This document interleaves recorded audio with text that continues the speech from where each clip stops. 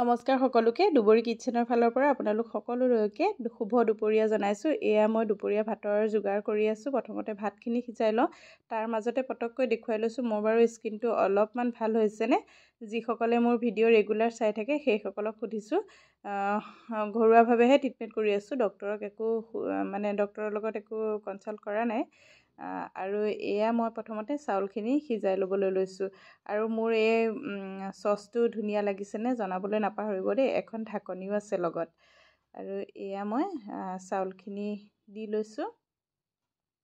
আপোনালোকে দুপৰীয়া ভাত সাজ বনালেনে জনাবলৈ নাপাহৰিব।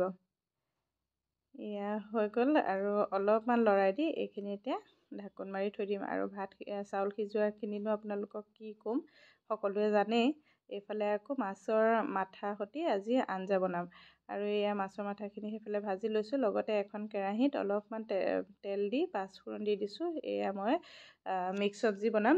আৰু এইফালে অলপমান দিছোঁ সৰিয়হ দি তাতে জাতিলাও পিচা আৰু বিলাহী আলু দি দিছোঁ। এইফালে আকৌ চব্জিখিনিত নিমখ হালধি পিঁয়াজ আৰু আদা নহৰু জলকীয়া দি দিছোঁ। এয়া ধুনীয়াকৈ ভাজ খাই গৈছে অলপমান ঢাকি থ'লতে।